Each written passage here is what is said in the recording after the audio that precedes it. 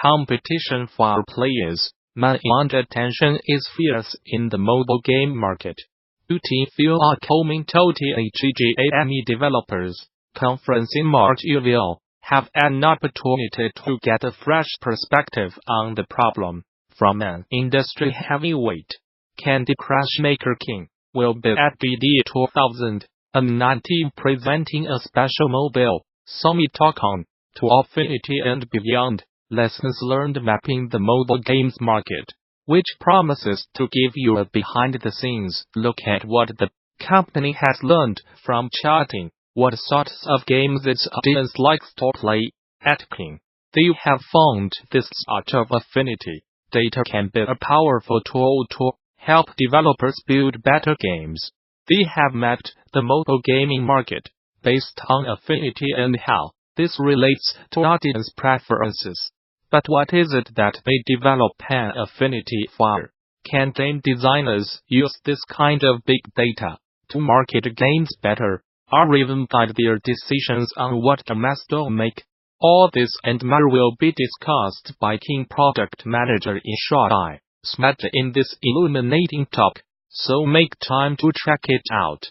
For further details on this talk, and the many more in store for you at the show, check out GDC 2019 session scheduler.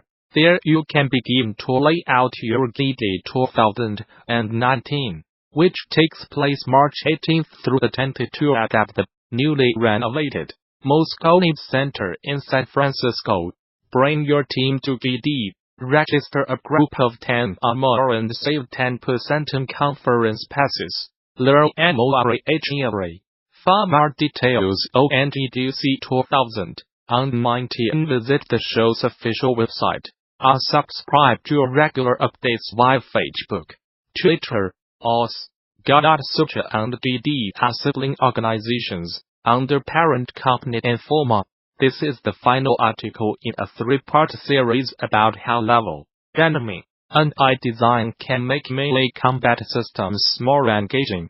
These articles discuss several major titles and feature input from leading combat designers. The games analyzed for this article series are Dank, Devil May Cry, God of War 3, Bayonetta, Ninja Gaiden 2, Ninja Gaiden 3, Batman, Arkham City, Enslaved, Odyssey to the West, Assassin's Creed 3, and Prince of Persia, Sands of Time.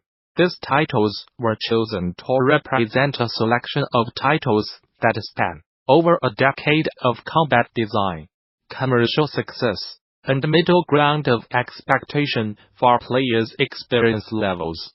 For example, Assassin's Creed 3 aims at an audience that has a solid understanding of gameplay mechanics, but does not present a high level of difficulty. Whereas Ninja Gaiden 3 has similarly high expectations of player performance to the Dark Souls Demon Souls games. The Souls games and the recent Bloodborne represent an unusually extreme set of player expectations, and as such are not a reference point for this series of articles.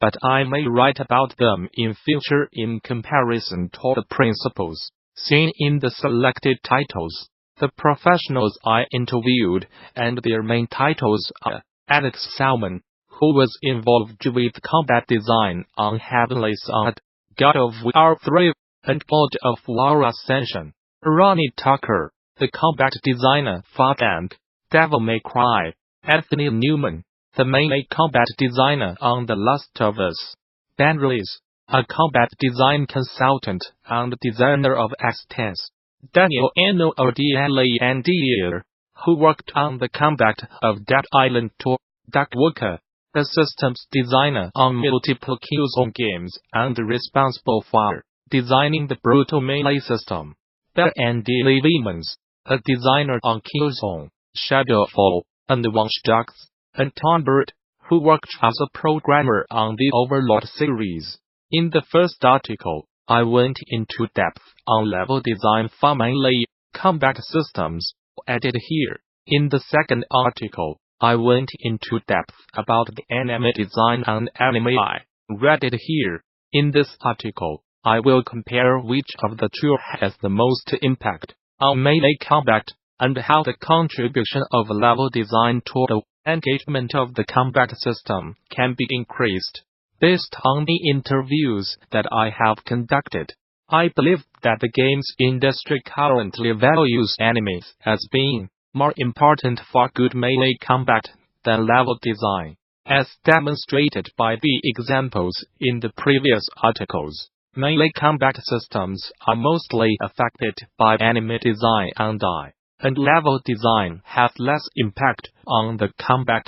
That does not mean level design is not important for good combat, as bad level design can still ruin an otherwise good encounter.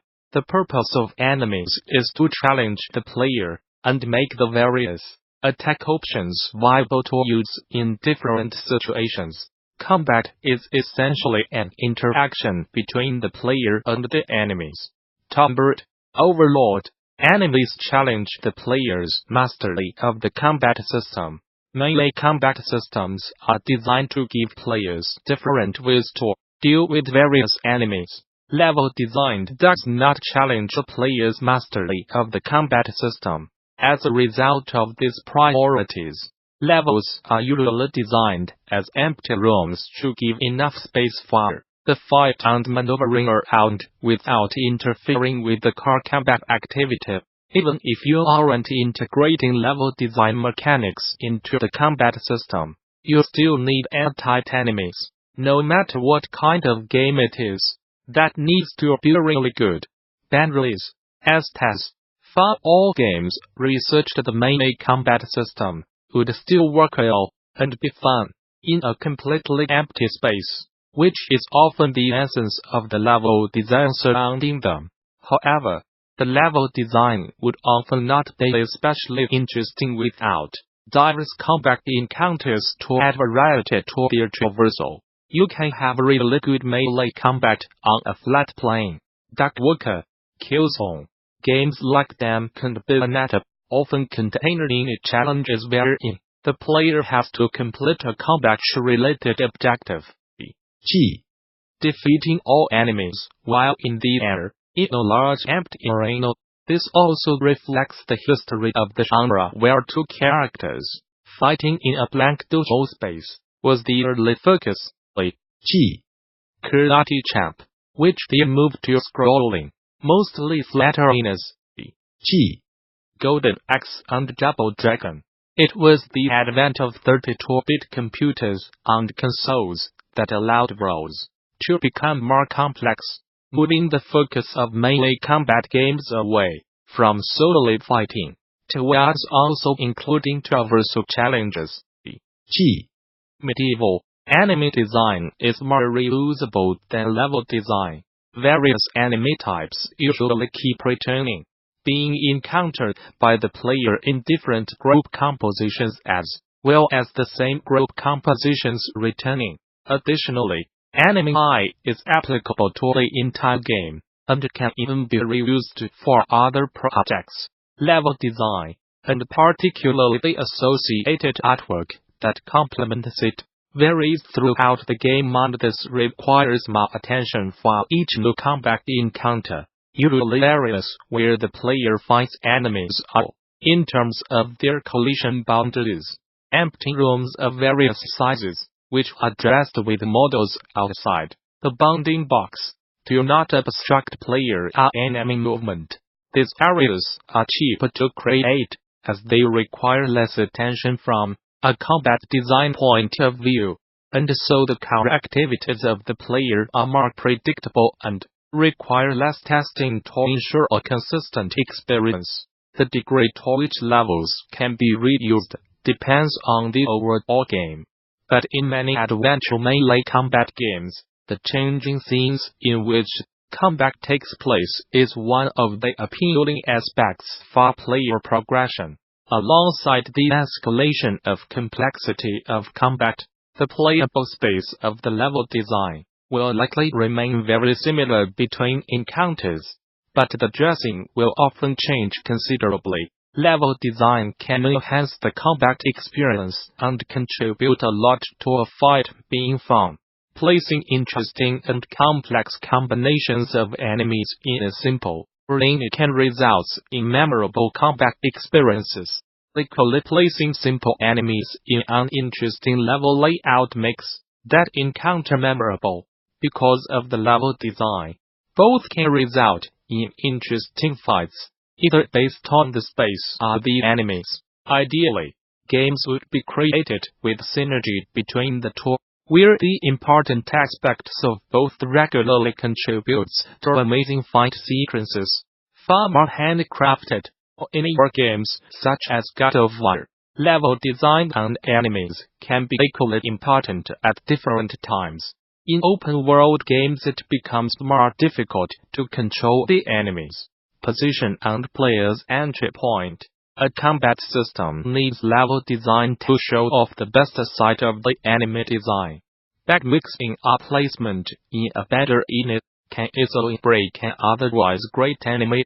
With regard to a melee combat system, the enemies tend to be more important, but it depends on the game. Ronnie Tucker, Dank, some gameplay systems